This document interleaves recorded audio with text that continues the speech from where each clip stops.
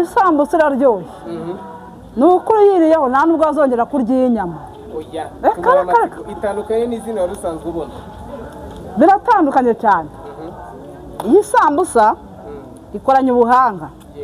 Ubuhanga bayikoranye ko babanje gutegura impapuro, bagategura amashaza bakayakaranga ari kumwe na karoti n'agasereri n'agapavuro n'agapuwaro. Utwo ni uturungo twaryoheje ibyo kurya twateguye uyu munsi. Icyambere byankuye mu bwigunge, nari umugore w'umupfakazi, baranyumva bakanganiriza bakansura, mbese byaramfashije nsigaye numva nishimye nta bwigunge ndi.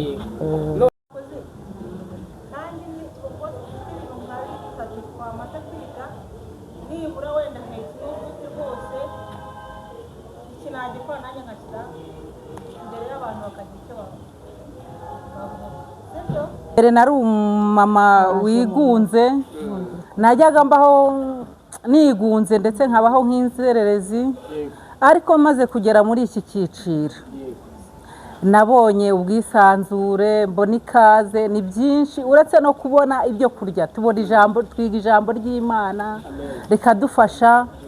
Mbese imbuto babiba ni imbuto zizakwira itorero ryose, buri wese agasoromaho, ni imbuto tuzasarura nitutagwa isari. Ikintu cyatumye nza kwiga hano n'ubundi nize gukora isabune muri Mifemu ndabizi, nize gukora tofu ndabizi, ibyo ni ibintu byangirira umumaro cyane rwose, namwe murabibona. Ndi umubyeyi ushima Imana, ariko mbere na mbere ndashimira itorero ry'Abadiventiste munsi wa karindwi, nkashimira itorero ryacu rya Kimisagara. Ndarishima cyane, nkongera nkashimira icyiciro cya Mifemu kuko nshobora guhaguruka hano nibagiwe gushima. Nuko rero Imana yatugiriye neza, tuza hano tukisanzura tukiga. Nari ndimo mbabwira uburyo bose ntago baraza mu cyiciro, ariko dufite icyizere ko n'ibi bikorwa abazabibona ibyo twamenye tuzabibasangiza, bikururire n'abandi kuzaza, umubare wacu ugende wiyongera. Murakoze. Ni wowe uyobora n'abakobwa ba Kimisagara? Yego. Nitwa 2026. Yego.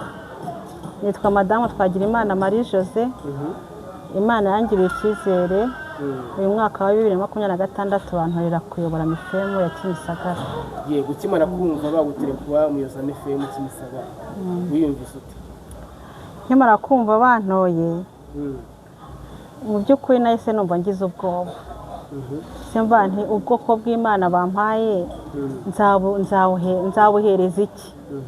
Ngewe muri ngewe hari iki cyo kuba nayobora abagore bo mu rusengero rwose, ngewe ndindi. Icyo gihe rero binteye ubwoba, naragiye ndapfukama ndasenga nsaba Imana ubwenge, nabwo nti ubwo wemeye ko nyobora abagore bo muri iri torero uzampa ubwenge.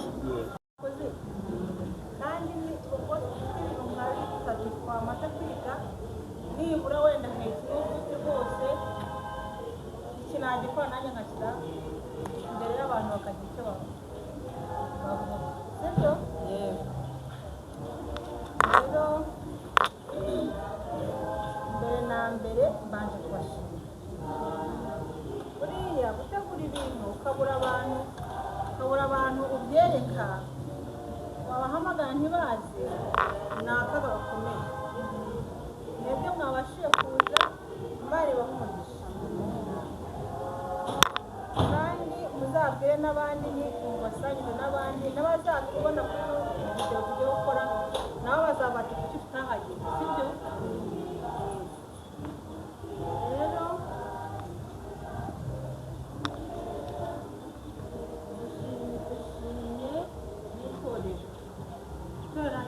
duhaye umwanya tukidagadura, wabonye ari ugusitaza, tugakora ibyo tugomba gukora, tukagira ubwenge, tukiga ibyo twiga, nta kibazo gihari, bakadutiza imbuga yabo.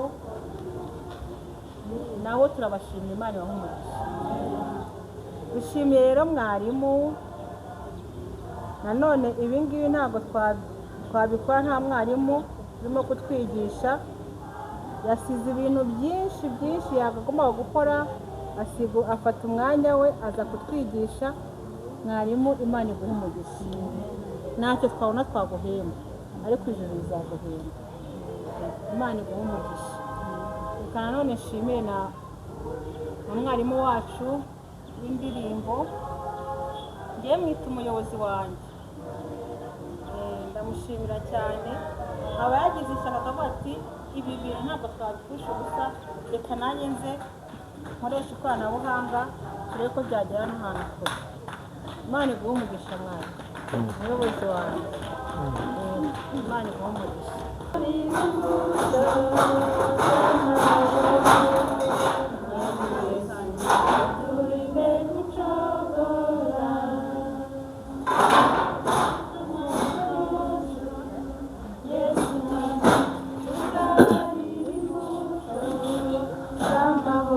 rero mutangira gahunda zanyu muzitegure. Duserive tujye twaka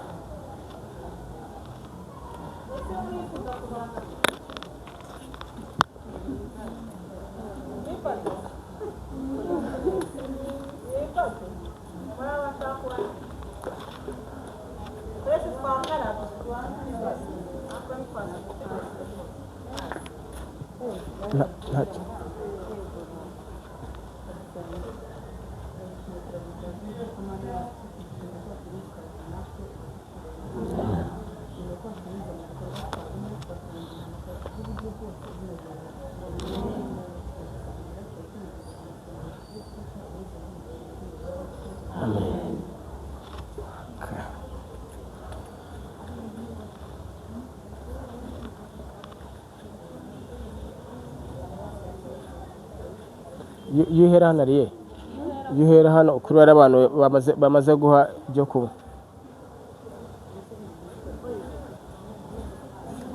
None se barafatira rimwe?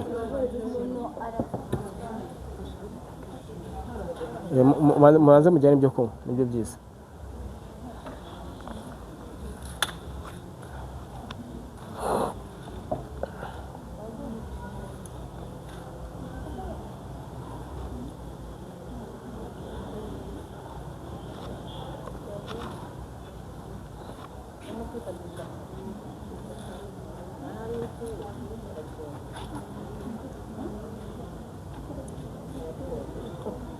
Nyiri inyuma soni.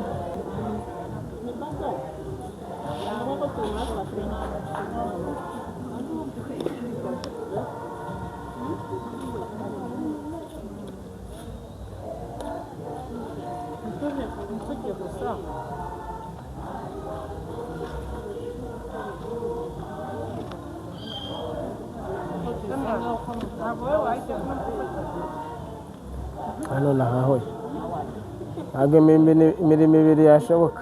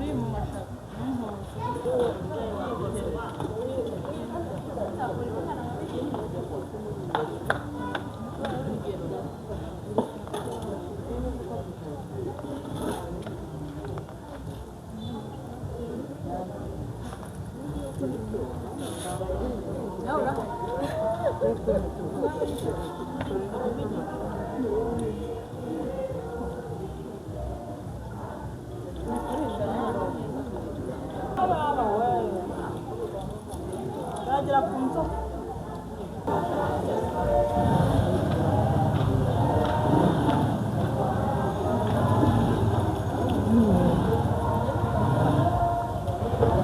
Ngamufemo.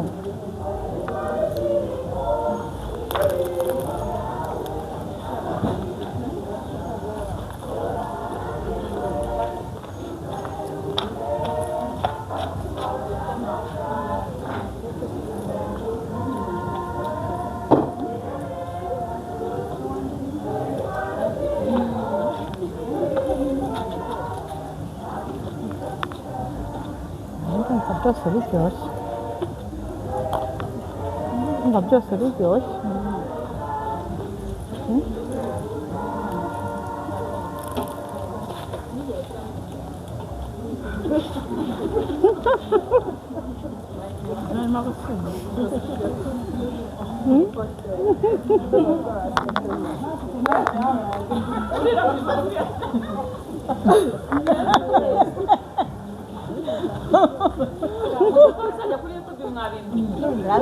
bari kuri jane cyaruzo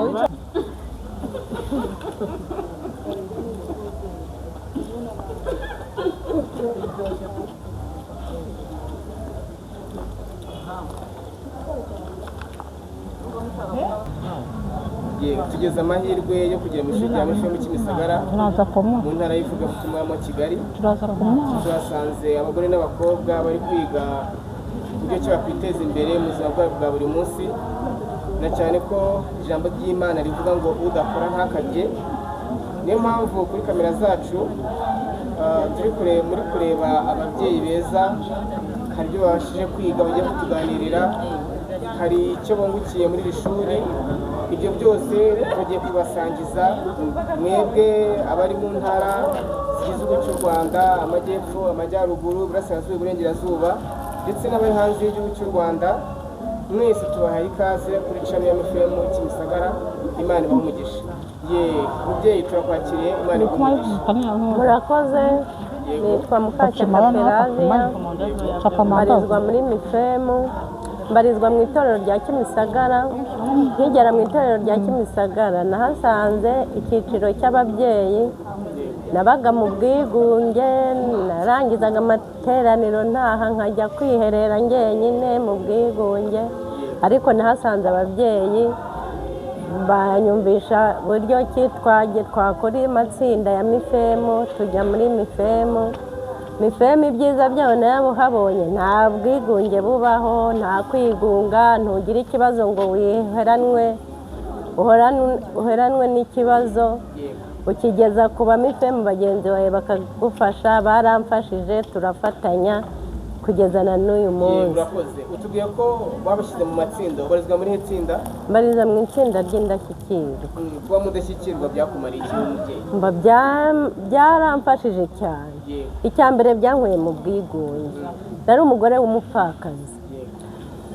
Baranyumva, bakanganiriza, bakansura, mbese byaramfashije, sigaye numva nishimye, nta bwigunge ndi.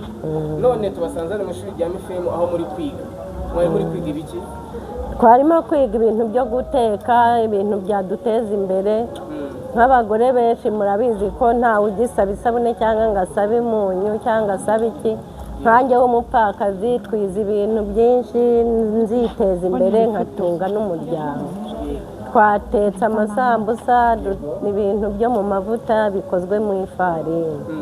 Rero ibyo byose numva byazanteza imbere, kandi nzi ko nzakomeza nkabikora. Tugize amahirwe watangiranye nabyo uri kwiga. Umuntu aramutse akubwira ati nsangiza ubumenyi uvanyemo umaze kwiga muri aka kanya, wamubwira ngo iki? Namubwira ko twari dufite umwarimu watwigisha, yafataga ifarini agiye gukora iki bita mushwatani. Ngiki yafashe ifarini arayiponda ashyiramo capa, amandazi, ashyiramo umusemburo pakimaya, araponda, atwereka uko bakora impapuro. Dukora impapuro, ahangaha mubona harimo amashaza twari twatogosheje n'amashaza twayakaranze neza, murayabona. Twakaranze n'amashu ngaya nayo twashyizemo. Ubwo arangije atwereka uburyo dukora iyo amashaza, habumbiyemo amashaza. Aha naho rero habumbiyemo amashu. Turangije gukora impapuro dushyiramo amashu, dushyiramo amashaza, ariko amashaza nyine twagiye tubitandukanya. Dushyira mu mavuta turarura. Atwereka nanone uko dukora isambusa ikozwe mu mashaza. Aha mubona naho twakoze urupapuro dushyiramo amashaza, hari n'ahandi naho harimo amashu, turangije dushyira mu mavuta. Iyi nayo ni banjiye. Yafashe ifarini, afata ifu y'amashaza, araponda, apondesha amazi y'akazuyazi. Dushyiramo ikirungo, dushyiramo ibitunguru, dushyiramo uturungo twose, turangije tujugunya mu mavuta. Namwe murabibona ko ibi bintu biryoshye, abadamu tugiye kwiteza imbere. Tugiye kwiteza imbere pe. Ni byiza cyane. Kubona murimo munabirya mwumva bimeze bite? Iyi myaka imeze neza. Nibaguhe mikoro nawe tuganire. Iyi myaka imeze mbere n'ubwa mbere mbibonye. Banyitangira Nzabahimana Marita. Nisanze muri groupe y'icyiciro cya Mifemu. Twaho twagiye kwiga kwiteza imbere dukoresheje ibintu by'ifarini. Tugakoresha n'ibirungo harimo n'amakaroti. Ibi bintu tumaze kubibumba twatetse, turimo turarya, ibintu bimeze neza cyane. Iyi sambusa iraryoshye. Ni ukuri yiriyeho nta nubwo azongera kurya inyama. Itandukanye n'izina wari usanzwe ubona? Biratandukanye cyane. Iyi sambusa ikoranye ubuhanga. Ubuhanga bayikoranye. Kwa babanje gutegura impapuro, bagategura amashaza bakayakaranga ari kumwe na karoti n'agasereri n'agapavuro n'agapuwaro. Utwo ni uturungo twaryoheje ibyo kurya twateguye uyu munsi. Ni ukuri tumaze kuyegeranya tukayikaranga, aho ndi ku meza ubu ngubu ndaryohewe pe. Barizwa mu cyiciro cya Kagoma, ariko nisanze mu rungano rwa Mifemu yose. Ni ukuri hari ibiryo bimeze neza. Abantu bashaka kwiteza imbere bose ndabashishikariza kuza muri Mifemu. Ya Kimisagara ikwiranyije na Kagoma, harimo na Junior, harimo na Zahabu. Iyi Mifemu ya Kimisagara iratangaje. Urakoze Marita. Kuvuga ngo Mifemu ya Kimisagara iratangaje. Twenyine tuyisenge naje. Uri n'umubyeyi mutoya. Mugiye kutura abantu n'abatufashije koko. Abandi Mifemu barizwa mu zindi ntara z'u Rwanda yewe no hanze y'u Rwanda. Namuse tumuha. N'icyo ashobora kwigira ku Mifemu Kimisagara. Mifemu Kimisagara kuyigiraho byinshi bitangaje. Ni ukubanza kumenya kwinjira mu itorero. Wamaze kwinjira mu itorero, uhasanga ababyeyi bari mu itorero bakagushishikariza kwegerana. Ababyeyi twegerana tukivana mu bwigunge. Ubwigunge twivanamo rero n'ubu twisanishamo, tugateka tukarya. Iki ni icyiciro cya kabiri. Cya mbere bakoze za tofu. Icya mbere bari bakoze iki? Bari bakoze za tofu, bakora na blender. Ntabwo nari nabonetse uwo munsi, ariko baje basangije amakuru y'ibyahabaye numva nacikanwa. Niyo mpamvu nanjye uyu munsi nabonetse mu baje gukora amasambusa, mushwatayi na banjiya ziryoshye cyane. Izi banjiya nazo zimeze neza. Wagatamye n'undi ko umva kararyoshye. Biraryoshye pe. Dukomeje nta kintu kitaryoshemo hano. Mifemu Kimisagara. Nanone tubonye undi mubyeyi kujya kutuganirira, ari mu batangiranye n'iyi gahunda yo kwiga, kandi hari mu banyuzwe n'ibyigisho bagiye biga umubyeyi nawe turakwakiriye Imana hariye iguhe mbyitaye. murakoze. yego amazina yawe Nitwa Mushimiyimana Christina. yego Christina Nanjye nanejejwe n'iki cyiciro cya mifemu. Nahageze nsanga bategura ibyo guteka, ibyo kwiga ibyazaduteza imbere. yego Nanjye nagiyemo ndiga. Ni ukuri makuye ubumenyi bwinshi cyane. yego Twize ibyo guteka mushubatayi. Mushubatayi twiga uko tuyiteka. Mbona ni ibintu byiza. Duteka, twiga guteka sambusa. Ibyo nabyo nabibonye ni ibintu byatugirira akamaro tukiteza imbere. yego Ibintu ni byinshi nabonye muri mifemu. yego Mbere nari umumama wigunze, najyaga mbaho nigunze ndetse nkabaho nk'inzererezi, yego ariko maze kugera muri iki cyiciro yego nabonye ubwisanzure, mbona ikaze, ni byinshi uretse no kubona ibyo kurya. Tubona ijambo, twiga ijambo ry'Imana rikadufasha. Mbese imbuto babiba ni imbuto zizakwira itorero ryose, buri wese agasoromaho. Ni imbuto tuzasarura nitutagwa isari. Nashishikariza abantu bose batari muri mifemu, badafite icyiciro babamo, kuza mu cyiciri kuko baracikanywe rwose. Nibaze mu cyiciri, nibaze twiseteresura ababyeyi twabonye ijambo. Itorero ryaduhaye ijambo. Ni ukuri kose buri wese aze, buri wese yiyumvemo ikaze, yige ibyaduteza imbere mu buryo bw'umwuka no mu by'umubiri. Turavoma, turarya, tugahaga muri mifemu. Ni ukuri kose Imana, ababyeyi Imana ibaha umugisha. Umubyeyi wadutekerejeho, umuyobozi wa mifemu, musabiye umugisha. Ni ukuri na mwarimu wacu wadufashije muri iyi gahunda, nawe Imana imuha umugisha. Ni ukuri twese nimuze dufatanye, ntiducogore, tubibe imbuto nziza, maze buri wese tuzaba igiti kigaba amashami. Amena. turacyakomeje kubagezaho ibyiza byo kuba muri mifemu Kimisagara. Tubonye undi mubyeyi wemera kutuganiriza, akatubwira nawe icyo ashobora ko yungukiye mu gikorwa kimaze kubera aha ngaha cyo kwiga. Kandi nk'uko bababwiye, batangiye muri uyu mwaka biga gukora tofu, biga gukora isambusa ariko ikozwe muri tofu. Murabizi yuko muri kino gihe ibikomoka ku matungo byagiye byangirika, ariyo mpamvu Imana yaduhaye uburyo nka Adventiste wa karindwi dushobora kubaho, tukabasha kubaho ariko dukoresha ibintu byujuje ubuziranenge bitabasha kwangiza imibiri yacu. Ni muri iyo mpamvu rero uyu mubyeyi nawe tugiye kuganira, akatubwira ibyiza yungukiye muri iri shuri mu mwanya bamaze kwiga. Bahereye mu gitondo bageze mu mugoroba, bize byinshi. Karibu umubyeyi, Imana iguhe umugisha. Murakoze. Amazina yanjye nitwa Mutoni Mpundu. Mu by'ukuri mifemu ya Kimisagara ni intangarugero. Ni ahantu heza ho kwisanga, ndetse ni ababyeyi beza bashishikariza buri muntu wese kuza muri mifemu.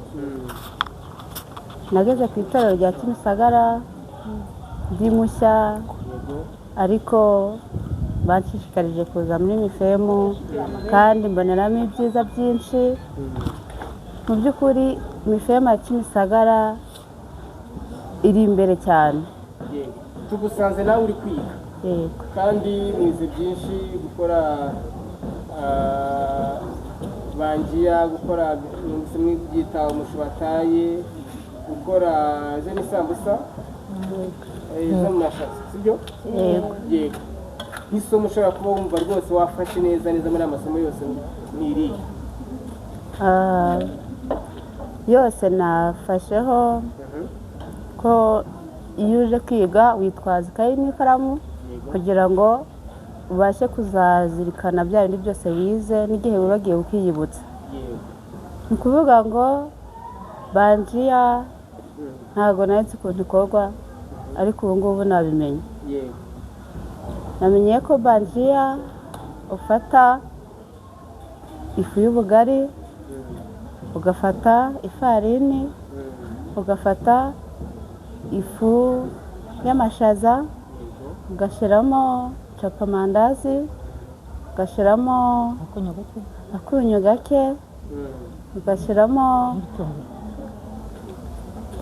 na puwaro, ugashyiramo ugakoresha n'amazi y'akazuyaze uponda. Noneho hanyuma kubishyira mu mavuta ukoresha ikiyiko ukura aho babipondeye uhita ushyira mu mavuta. Ubwo rero ubona byazamara mu gihe kizaza, ariko nka mifemu muri rusange nka mifemu muri rusange ni ukuvuga ngo no gutegura mu muryango ushobora kubakorera agashya kuko baba bazi ko ibyo bintu utabizi, waba ugiye gutegura n'amafunguro ukaba wabikorera abantu bakanezerwa, ndetse no muri bizinesi wabikora bikagenda neza.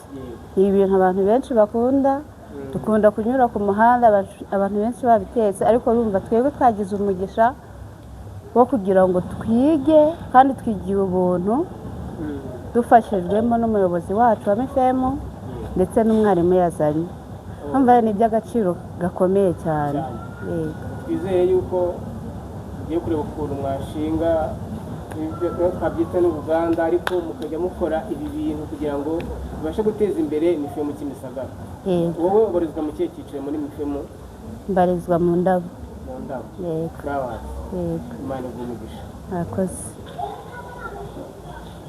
Dukomeje kuganira ku byiza bya mifemu Kimisagara, nk'uko abadamu benshi bamaze gutambuka barimo bagenda badusangiza ubunararibonye ndetse n'ibyiza byo kuba muri mifemu. Ntekereza ko abantu bazareba kino kiganiro bazarushaho no kuryoherwa no kunezerwa, kandi bakanezezwa no kubona mifemu Kimisagara abagore n'abakobwa barimo biga uburyo ki bakwiteza imbere mu mibereho yabo, bakora imirimo y'amaboko kandi ibintu bidasaba igishoro kirekire byabafasha kugira ngo babashe kwiteza imbere mu buzima bwabo. Ibi bari kwiga ndetse ni n'umurage bashobora guha abana, ni ibintu ushobora gukora bizamara igihe kinini, kuko burya ibintu byinshi bigenda birangira ariko kurya ntibirangira. Tugize amahirwe yo kongera kubona abandi babyeyi kuri kamera zacu bajya kutuganira nabo ibyiza babonye muri mifemu, ibyo bamaze kwiga, ibyo bamaze gukora, badusangiza ubunararibonye bwo kuba muri mifemu Kimisagara, by'umwihariko ko mu muryango w'Imana aho abana b'Imana bahura bakaganira, bakiga, bagahugurana. Namwe turabakiriye, Imana ibahe umugisha. Mwatwangira mutwibwira amazina yanyu? Dativa Mukazitoni. Yego. Abandi umwe wa mifemu ba Kimisagara. Njyewe narishimye kandi naranezerewe. Yego. Nashimishijwe no kuba muri mifemu, cyane cyane mu itorero rya Kimisagara. Abantu bazanye mifemu aho bari hirya no hino mu gihugu cyacu cyangwa no hanze, umuntu wazanye iki cyiciro turamushimye, Imana izabimwibukire kandi izamuha umugisha. Amen. Nawe tugusanze uri kwiga, wowe ubarizwa mu kihe cyiciro? Njyewe mbarizwa mu cyiciro cya Kagoma. Nawe uri gufatanya n'abandi kwiga uburyo ki mwakwiteza imbere, mwiga ibyo bijyanye no guteka. Dusangize nawe amakuru y'ibyo wabonye, uko wabitekerezaga, ko ajya kubona ibitekereza, ajya kubibona wenda birangiye abandi bari kubicuruza, usanze bimeze gute wowe? Njyewe nasanze ibintu ari uburyohe. Numvaga mifemu nkumva ntibindimo cyane, ariko nari ntarabisobanukirwa. Ntabwo nari nzi ibyiza bya mifemu, ariko aho ninjiriye muri mifemu twiga ijambo ry'Imana, twiga n'ubumenyi busanzwe mu buzima busanzwe. Twagiye no mu bihugu byo hanze. Ikindi kinshimisha no mu buzima busanzwe, icyo kintu nkahora ngikoresha, ni uko ntagitekereza ngo nkoreshe ubwonko bwanjye jyenyine cyangwa ngo ntekereze ikintu nkimareho umwanya. bitewe n'uko ushobora kujya mu mujyi ugasanga abamifemo icyo ukeneye nibo bari kubikora cyangwa mu yindi mirimo isanzwe. Ushobora gutekereza ku by'ijambo ry'Imana ukabona abantu babigufashamo. No mu buzima busanzwe iyo tugize ikibazo baradusura bakanadufasha. Ubwo rero ibyiza bya mifemo ni byinshi. N'umuntu utari wayigeramo aramutse akubajije ati mbese ni ngombwa ko umuntu yaba muri mifemo, wamusubiza iki? Namubwiza ukuri. Kuhe mifemo iyo nza kubimenya kera nkayijyamo nkiri umukobwa mba nzi byinshi. Baraturerera, baranaturera. Gutangira mifemo ukiri umukobwa ni irerero bakurereramo kugeza igihe uzasazira. Icyo ni icya mbere. Ikindi batwigisha guteka. Nk'ubu ngubu twize guteka umushubatayi. Batumazemo amafaranga abantu babicuruza hirya no hino. Ariko ubu ngubu nawe ugiye kuyabamaramo. Nanjye ngiye kubikora. Ntabwo nari nzi yuko ifarini n'ubuto ibyo bintu umuntu ashobora kubikoresha n'amashaza. Kamwe ukajya ukagurisha 500. Aho tuzigura niyo twishyura. Ubwo rero nanjye kuva amenya kubyikorera nanjye nabikora. Kandi nta gishoro kinini bisaba. Kandi ikindi kintu nabikundiye ni ikintu namenye nanjye nakigisha n'abana banjye cyangwa n'undi muntu we handi kandi nkanabimushishikariza. Urakoze cyane. Uruhande rwawe hari undi mubyeyi nawe turi kureba ameze neza, arimo avuga ngo arahaze cyane, ariko nawe agiye kutuganirira atubwire ibyiza yigiye aha ngaha, niba koko anatubwire niba koko abona ari byiza ko abagore n'abakobwa baboneka muri iki cyiciro cya mifemo bakabasha kuhigira buno bumenyi bubasha kubafasha kwiteza imbere. Turakwakiriye, Imana igumbuke. Murakoze. Amazina yawe kandi? Murakoze. Amazina yanjye banyita Nyirakimonyo Felicita. Njyewe ndi umubyeyi ushima Imana. Ni kuri iki cyiciro cyacu tubamo muri mifemo. Njyewe cyangiriye umumaro kandi nashishikariza abagore n'abakobwa kuza muri iki cyiciro kuko cyane cyane abakobwa rwose baba bazamutse neza, babakura neza, bakamenya uburyo bwo kubaka ingo zabo. Ubwo ni ukuri abana bacu turabashishikariza kujya muri mifemo. Ubwo rero ntabwo nyine njyewe ngiye kuvuga ku byanjye uko icyiciro ibyo cyamfashije. Njyewe ndi umubyeyi, ntunze abana njyenyine, ndi umupfakazi, byangiriye umumaro, narize abana barakuze, ni ukuri ndabishimira. Ubu rero ikintu cyatumye nza kwiga hano, n'ubundi nize gukora isabune muri mifemo ndabizi, nize gukora tofu ndabizi, ibyo ni ibintu byangirira umumaro cyane rwose. Namwe murabibona, ndi umubyeyi ushima Imana. Ariko mbere na mbere ndashimira itorero ry'Abadiventiste b'umunsi wa karindwi, nkashimira itorero ryacu rya Kimisagara. Ndarishima cyane, nkongera nkashimira icyiciro cya mifemo kuko nshobora guhaguruka hano nibagiwe gushima. Nuko rero Imana yatugiriye neza, tuza hano tukisanzura tukiga. Nari ndimo mbabwira uburyo njyewe nyine nize ibintu byinshi hano muri mifemo, ariko noneho ibyo nize ubu ngubu byo ni ibintu ngiye gukoreramo bizinesi. Kuko mbere nabashaga gukora imirimo y'ingufu nyine nihuta cyane, ariko ubu nyine namwe murabibona intege zirimo zizagenda zicika. Ubu noneho ngiye gukora nicaye kandi amafaranga nyinjize nyabone, urumva ntungira umuryango. Ibyo rero rwose nishimye.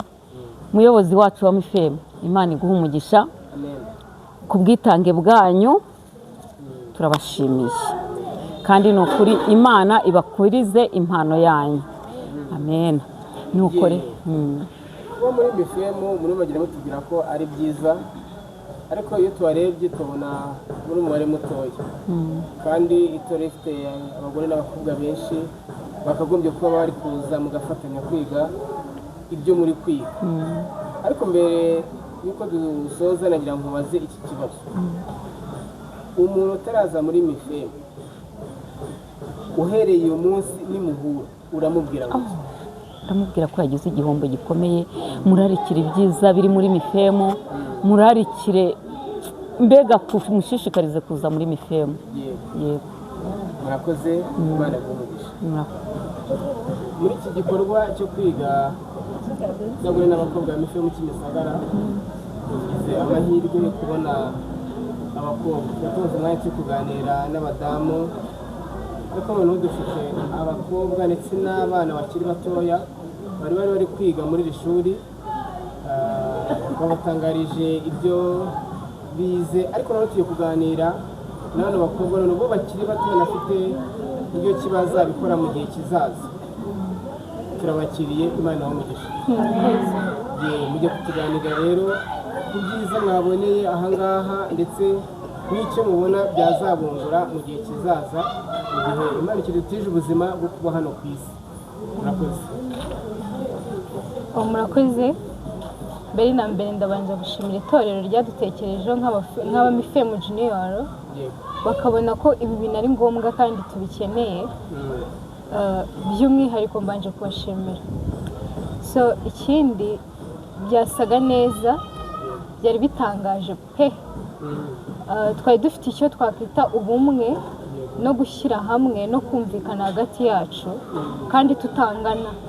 Urumva hari harimo abatoya, abakuru n'abandi babaruta, ariko twese twari tumeze nk'aho turi mu kigero kimwe cyangwa turi mu cyiciro kimwe. Twagize guhuza hagati yacu tugira no kumvikana. Ikindi byagenze neza, twabashije kwiga twese, nta cyiciro kigeze kibangamira ikindi, twese twabashe gutahana amasomo kandi ntekereza ko nituramuka tubitwaye neza bizatugira umumaro. Nk'umukobwa kwiga ibi umaze kwiga, urabona ari nk'iki kuri wowe bikunda? Generasiyo turimo biba bigoye cyane kubonana n'ababyeyi kuko babyuka bagenda ntitwongere kubabona. So ku bijyanye no guteka rero, ibyo nongeyeho uyu munsi ni umumaro kuko ntabwo nari mbizi, ni bishyashya kuri njyewe, ariko kuba nabimenye hari ikintu byambuye mu buryo bw'imitekerereze no mu buryo bw'imikorere. Ukabona bizakumarira iki mu gihe kizaza? Umumaro wabyo gutegura deseri ukabitegura biba bisa neza. Ushobora no kubikoresha mu buryo bwo kwinjiza amafaranga, nabyo birashoboka. Yego. Ubwo muri make umusore waba ufite iyerekwa yaritambutse ko umaze kwiga uburyo ki mwazagitegura ibyo kurya mu rugo, hazategurira abana mu gihe kizaza. Kandi rero buriya kurya ni kare, nayo mpamvu nakomeje kubona umuyobozi wanyu anejejwe n'uko mwaje, kandi ntekereza yuko niba nk'uko n'abandi bagiye babivuga mwabihaye agaciro, bishobora kuzagira umumaro ukomeye mu gihe kizaza. Ariko nk'uko nandi kubivuga hano, hari abajiniyoro bakeya. Itorero rya Kimisagara rigira abakobwa benshi, ariko mwebwe mwabashije kuboneka muri uwo mubare w'abantu 6. Mutera amatsiko, mukumbuza abantu batabashije kuboneka ibyiza mwaboneye ahangaha, ndetse munabararikire kuzaboneka mu gihe kizaza igihe ishuri rizaba ryongeye kwiga. Turi kumwe kandi n'umuyobozi wanyu, umuyobozi uyobora mifemo junior hano ku itorero rya Kimisagara. Nawe reka tumwakire agira icyo abwira abakobwa ayoboye, haba abo mu Rwanda ndetse n'abo ku isi yose, kuko amasomo y'igihe ahangaha ntabwo areba umuntu umwe. Buri muntu wese ashobora kuyiga akazamugira umumaro, ariko bibaye byiza noneho ukabyiga wabashije kuboneka ahangaha muri iri shuri, byarushaho kuba byiza. Ari umuyobozi, turakwakira, Imana igumugisha. Amen. Murakoze. Tuganirire amazina yawe, tuze no kukubaza ko mifemo junior ihagaze ku itorero rya Kimisagara. Murakoze. Nitwa Liliane Ingabire, nkaba ndi umuyobozi wa mifemo junior Kimisagara. Mifemo junior Kimisagara muri bande?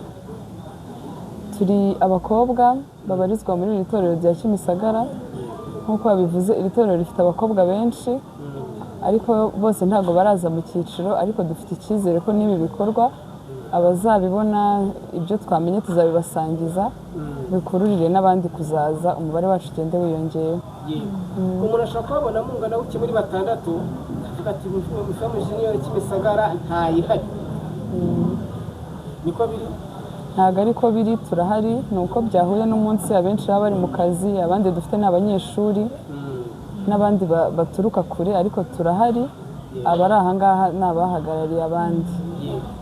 ubwo namwe mufite umukoro wo kuzigisha abandi bagenzi banyu? Yego. igihe muzahura muzabaganiriza mubabwire ibyiza mwungukiye aha ngaha sibyo?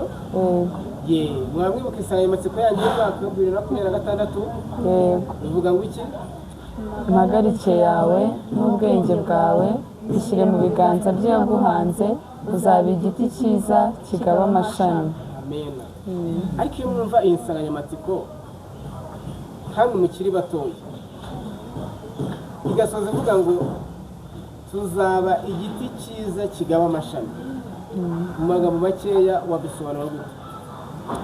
Kuba igiti cyiza kigaba amashami ni uko tuzakura tukava muri junior tukagera muri flowers, tugakomeza tukagera muri kagoma, tugaba amashami tukazageza muri zahabu, tukiri mu murimo. aho ngaho mwitwa banyogokuru? Yego, twarabaye ba nyogokuru b'abandi b'aba junior nanone. ubwo amashami azaba yarabaye menshi? Yego. turabashima Imana umugisha. Amen. noneho kandi tugize amahirwe yo kubana n'abayobozi ba mifemu hano ku itorero rya Kimisagara. ngiye guhera ibumoso bwanyu, muri kuhabona umudamu mwiza ari buze kubibwira amazina ye, ababwira n'inshingano afite mu cyiciro cya mifemu, kandi iburyo bwanyu muri kureba undi mudamu nawe ari nawe mwarimu wa mifemu Kimisagara ku byerekeranye n'ibyarimo bikorwa muri kurebesha amaso, ariko hagati nanone turi kumwe n'umubyeyi uyoboye mifemu Kimisagara kugira ngo muri kubibona ko ari na munini atangana n'abandi. ibyo ngibyo rero buraza igisobanuro cyabyo, bivuze yuko aba bose ari bo bafite mu nshingano. tubahaye ikaze, Imana ibahe umugisha. ariko reka duhere kuri mwarimu.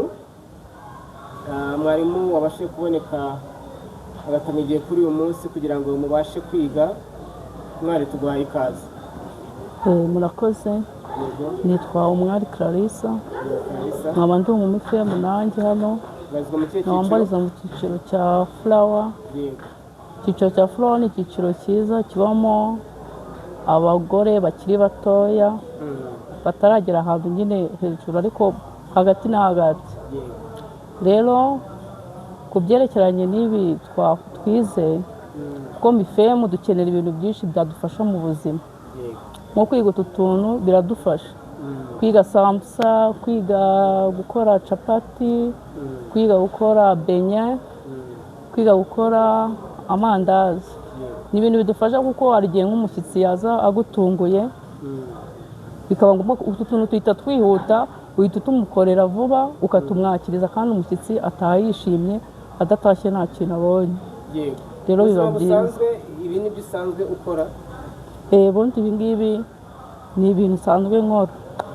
uze kudusangiza experience, niba hari icyo byakumariye mu buzima bwawe, kuko tubwiye ko uri n'umudamu warizwa mu cyiciro cy'indabo. ni iki byakugejejeho mu buzima bwawe ku buryo ushobora kubwira abantu bamaze kwiga ukabakundisha kubikora nabo kugira ngo nabo bazabashe kwiteza imbere? yego, kuko ibi biradufasha cyane. ko hari igihe nk'abantu nk'umuntu akenera nk'uko uza kumukorera nka sambusa, nk'umuntu ufite abashyitsi avuga ati ngiye mfite abashyitsi nka 20 ndashaka kugira ngo uzunkorere utunuza twa mushwatayi tw'amashaza. uragenda ukazikora akaguha amafaranga yawe, ukagenda kandi nabwo wamukorera n'utuntu twiza nawe akishima. ibi ni ibintu bigutunga kandi ukabaho neza. n'abantu baba baturiye ahantu batuye umuhanda, uradukora ukajya ku muhanda ugateka, abantu bakajya baza bagakugurira kandi ugatera imbere utiriwe wicara, utavunitse, ujya kwikorera ibindi bintu byinshi cyane bikuvuna. Ibi ngibi byagutunga kandi ukamera neza. Abantu benshi bashobora kugira impungenge kuko batagise ibintu bari gukora byaba byujuje ubuziranenge. Tumara amatsiko ku buryo n'umuntu wenda waba ufite nk'ibirori ashobora kuba yahamagara mu Femu Kimisagara cyangwa se ku giti cyawe akakubwira ati nkorera wenda ututura 500 cyangwa se 1000, umara amatsiko unabikundisha abantu ubereka uburyo ki byujuje ubuziranenge kandi bifite ubwiza. Ibi bintu biba byujuje ubuziranenge kuko icya mbere cyo biba ari bishyashya, biba ari ibintu bikozwe uwo mwanya. Urabitegura rero uko babitegura, twenda tuvuge nk'urugero ugiye gutegura wenda nk'isambusa z'amashaza, ufite amashaza iruhande rwawe, ufite ibirungo byose ukenera, ibitunguru, amapavuro, amasereri, ufite salisa, ufite na magi, utuntu twose nyine tujyanye n'utuntu turi buhumuze ibyo bintu.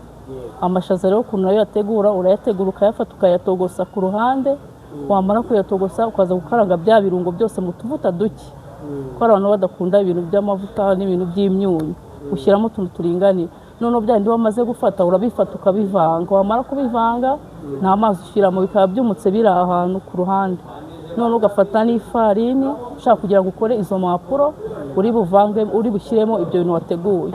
Ufata ifarini ukayishyira mu kabogisi kawe k'akabase, wamara kubishyira mu kabase washyiramo ifarini, ugafata akunyu gake ugashyiraho kugira ngo bize kugira biryohe, ugashyiramo n'agacupa amandazi gake ko kugira ngo bize koroha. Ubundi wagize ugafata amazi mu gikombe ukavangavanga ku buryo wumva ikintu kiza kimeze nk'icyoroshye bitagufashe ku ntoki, kuko iyo nanone bigufashe ku ntoki biba bishobora guta bishwanyagurika. Ukabiponda neza ku buryo wumva bikomeye mu ntoki bitari bugufate ku ntoki. Wangiza ugafata ukagenda ukata utuntu tw'utubiye dutoya ugashyira ku ruhande, ugafata icupa cyangwa ugafata akantu kameze nk'akabaho gasunika ukagenda usunikisha, wamara ukagenda ukora utuntu tw'utuzeru turinganiye, twa tundi warambuye ukagenda udufata ukagenda udusiga amavuta. Wamara kudusiga amavuta ukagenda tugerekeranya, biterwa n'umubare ushobora gusunika, ushobora gufata 10 cyangwa 5. None ukagenda ufata amavuta ukayasiga hejuru, ukagenda udusiga utwegeranya, ukora akantu kameze nk'akaziga, biterwa n'akaziga ushaka, tukaba turarangiye. Wamara kurangira ugafata ipanu ugashyira ku mbabura, wamara gushyira ku mbabura yamara gushyuha ugafata ka kantu kagashyiraho, wamara kugashyiraho ukagenda uzunguzaho, twamara kuma ukagenda ugenda uhindura. Iyo ushaka uragateka nk'uko ushobora guteka capati, ugakazunguza ukagenda uhindura impande zose zigashya. Zamara gushya ukagafata ugakora ukabishyira ku ruhande, ukagenda womoraho kamwe kamwe twa tundi tukarangira. Iyo ushatse udukata mu mpande enye cyangwa washaka ukakareka gakomeza kabako kakaziga, rero ugakora ibyawe ibindi bisigaye kuba ari uguteka. Ubundi biba byiza umuntu aturiye ari twonyine cyangwa hari ibintu urashaka kuturisha, kuko navuze ko umuntu ashaka kudutegurira abashyitsi, noneho ku buryo babitegura bikagenda neza. Uko wabiteguye ushobora gufatisha amata, ugafatisha ji, akantu nyine umuntu na fanta wafatisha, ntacyo byaba bitwaye. Murakoze. Turi kumwe kandi n'umuyobozi wa Mifemu mu itorero rya Kimisagara, tuguhaye ikaze. Murakoze cyane. Witonze cyane. Nsanzwe nitonda. Byavuga ngo nta mugore witonda. Oya, njye nsanzwe nitonda. Ubundi kwitonda ari byiza ku mugore? Kwitonda ni byiza cyane. Umumaro wo kwitonda ni uwuhe? Kwitonda, iyo witonze uba ugaragaza n'icyubahiro cy'Imana. Ntabwo umugore ubundi uzi Imana agomba gusamara, agomba kuba yitonze ariko kandi atacecekanya ubugoryi, ahubwo acecekanya ubwenge. Muganira Salomo yanditse ngo abumbuza akanwa ke ubwenge, kandi itegeko ry'urukundo riva mu kanwa ke. Ubundi rero Abanyarwanda nabo baravuze ngo uwitoza akamishashi. Murakoze cyane, turakwakiriye rero, Imana igumugisha. Yego, murakoze. Niwe uyoboye abagore n'abakobwa ba Kimisagara. Yego, nitwa 2026. Yego, nitwa Madamu Twagirimana Marie Jose. Imana yangiriye icyizere uyu mwaka wa 2026 bantorera kuyobora mifemu ya Kimisagara. yego ukimara kumva bagutere kuba umuyobozi wa mifemu Kimisagara wiyumvise ute? Nkimara kumva bantoye mu by'ukuri nahise numva ngize ubwoba.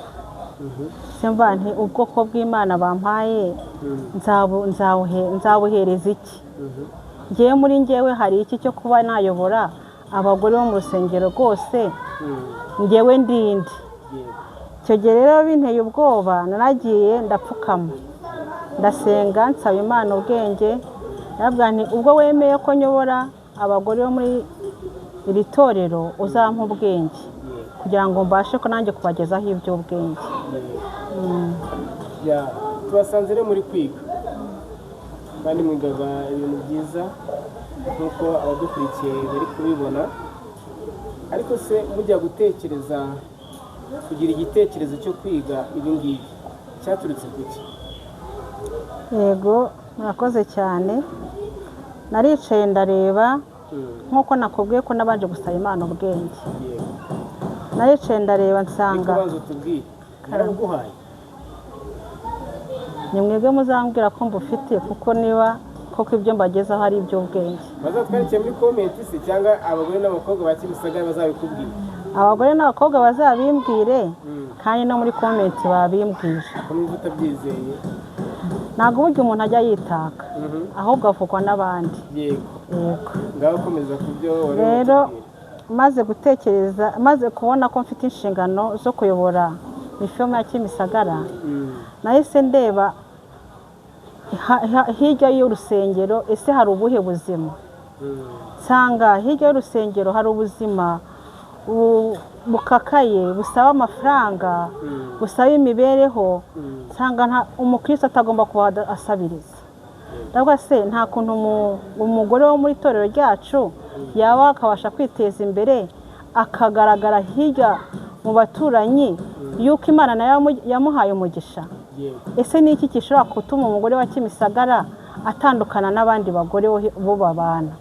Ese ni gute ashaka kwiteza imbere akagaragara neza mu bandi? Ese ashobora kubona umugisha akagira n'icyamarira n'itorero, akazana icya 10, agatura amaturo, akabwira n'abandi, akagira n'abandi agirira umumaro, akambara neza, mbese akagaragaza icyubahiro cy'Imana. Rero ni muri ubwo buryo nagiye nsenga Imana igendama buri kimwe cyose cyo gukora, n'ubu ndacyategereje bwizagenda imbwira. Yego mu bigaragara umurimo w'Imana urimo urakorwa, kandi ntekereza yuko mu bagore n'abakobwa ba Kimisagara batanganya ubushobozi. Byanashoboka ko harimo n'abantu badafite akazi ariko bakaba bakabonye. Yego ku byo mwizi, mbese wowe wari usanzwe ubizi? Nanjye ntabwo nari nsanzwe mbizi, mu by'ukuri nanjye ndimo kwiga. Yego utekereza ku mwarimu wabigishije, wumvaga ufite intumbero ki ku bagore n'abakobwa ba Kimisagara? Mu by'ukuri ubu ni inshuro ya kabiri turimo kwiga. Inshuro ya mbere twabyize mu kwezi kwa kabiri, mu kwezi kwa gatatu. Mu kwezi kwa gatatu twize ibintu byose bikomoka kuri soya. Twabyigishijwe n'umwarimu wari uvuye i Kanombe. Wana bitubwira dusangize ayo makuru. Yego umwarimu wavuye i Kanombe yitwa Berabose Hope. Yaje kutwigisha ibintu bikomoka kuri soya, atwigisha gukora amata ya soya. Amata ya soya havamo inshyushyu ya soya, akavamo n'ikivuguto, ndetse ukora n'icyayi. Hanyuma soya nta kintu cya soya na kimwe gitakara. Nuvuga ngo ayo mata nayo ushaka kuyakuramo tofu. Tofu tuyizi cyane mu Badiventiste umunsi wa 7 nk'intungamubiri ikomeye isimbura inyama. Inyama muzi ko muri no minsi ya nyuma zitameze neza. Hanyuma tofu twamara kuyikora tugakora nanone muri bya bindi byasigaye tugakuramo amajyani. Dushaka gukoramo amajyani, dushaka gukoramo nanone ibyo bita burete. ibyo byose ubwo muheruka kwiga mwarabyize kandi nk'uko nagiye nganira n'ababyeyi bamwe bagiye bahitana kuri kamera zacu bajya tubwira yuko bigenda bagira umumaro. Yego. Ariko se nkawe ku giti cyawe umuntu Imana yahaye kuyobora abagore n'abakobwa ba Kimisagara muri uyu mwaka, iyo nk'iyo muri kwiga gukora ibyo byose, uburyo witegereje ubona babishishikariye, ubona babikunze, mbese abizi bya mbere hari amakuru ujya ubona akwereka yuko ibyo bize byabagiriye umumaro? Yego, ni ukuvuga ngo ababashije kuza bagenda bambwira amakuru y'uko birimo kugenda bibagirira umumaro. Ariko none ibyo twize uno munsi byo rwose bambwira ati ibi byo ni agahebuzo. Nagize amahirwe yo kubona umwarimu wabigize umwuga. Mu by'ukuri naricaye ndatekereza navuga ibi noneho ni uzabitwigisha. Nibuka mwarimu wacu mwari nibuka ko yabigize umwuga, kuko nigeze kumusura atwakiriza ibingibi twakoreye hano. Nkahora mubwira ntuzanyigisha kubikora, uzanyigisha kubikora, akanyemerera. Ariko nabonye kubyiga njyenyine ntacyo byamarira. Ndabaneka mbisangize n'abandi bagore bo mu itorero nabo bizabagirira umumaro. Rero ibingibi ni ibintu bifite igishoro gitoya kandi bishobora guteza umuntu imbere. Nagiye mganiriza abandi bagore ndababwira nti ibingibi uko ubona abakire babaye abakire ntabwo ari uko bavutse bameze. Bagiye batangira ku tuntu dutoya bagenda bakura. Nibi rero ushaka kubitangiza uri umushinga mutoya ukaza kwaguka. Bivuze iki ku itorero rya Kimisagara n'abagore by'umwihariko n'abakobwa? Yego, murakoze.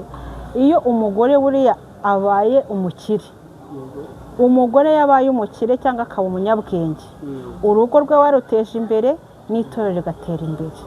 Ufite abagore b'abakire mu itorero, itorero ryawe ryateye imbere muri rusange. Kandi bikunda kuvuga ko abagore muri abakire. Turi abakire ko tuzi gukora ibintu byinshi. Abagabo ntabwo bazi gukora? Abagabo bazi gukora, ariko amafaranga y'abagabo agenda mu bintu binini byinshi. Ugasanga rero kandi ajya mu bantu benshi. Ugasanga rero akenshi akunda kudindira. Barimo tubwira ibyiza byo kuba muri mifemu ndetse n'ibyo muri kwiga umumaro wabyo n'icyo bivuze ku itorero muri rusange, ko bizabafasha mu kwiteza imbere, mu kuba ingenzi mu isi, mudatuzwe no gusaba wadusigiye aya wampaye angaya, ahubwo noneho mwebwe mwabaye ababosikazi ari mwebwe dusaba cyane rwose. Tugana ku musozo rero, tubwira abantu badukurikiye iri somo bivuze iki kuri bo? Abantu badukurikiye nabatera umwete yuko nabo bakagombye kwiga iri somo. Nibatugane tubigishe, kuko kwiga ibingibi ntabwo bigira umumaro wowe ubwawe gusa, ahubwo bigira n'umumaro n'abandi benshi. Kubyiga bamaze kubona ko ari umumaro ukomeye. Batera umwete abagore n'abakobwa b'itorero rya Kimisagara, ubararikire kuzaboneka igihe muzongera gutangaza ko muziga, kandi ubutaha turashaka ko tuzaba dufite ubuhamya bw'abize mu mashuri yatambutse batwereka ibyo bagezeho.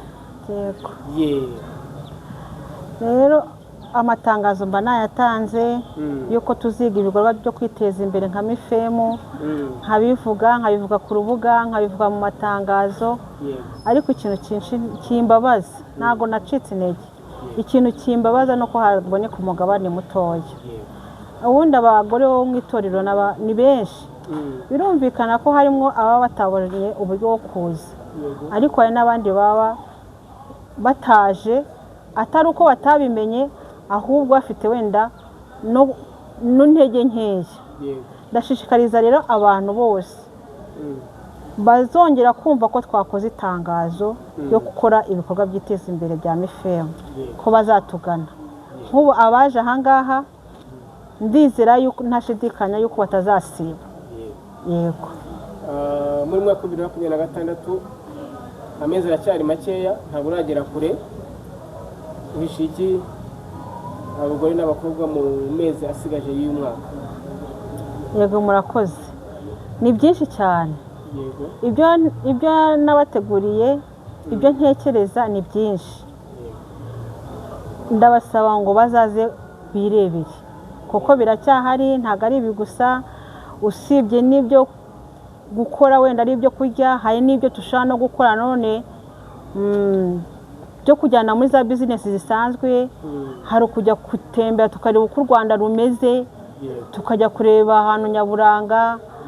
Ni byinshi cyane, kandi ndizera yuko n'abandi bamifemo wo hirya no hino mu matorero nabo uko njya mbyumva bashaka kugira ngo natwe tubasangize udushya twa mifemo. Ni karibu bazaze tubigishe natwe. Amen. Yego. Murakoze cyane. Duhanze amaso Yesu tuzabiba imbuto nziza tudacogora. Abana bagenda bakuze mu cyo cyasagara no kuganira kuri amaze kwiga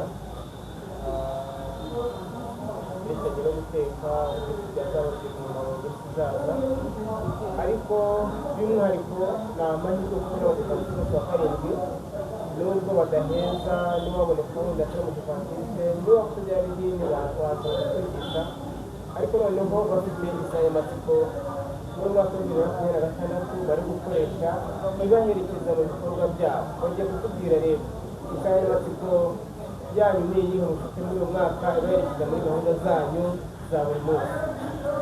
Mifemu figo, duhanze amaso Yesu tuzabiba imbuto nziza tudacogora.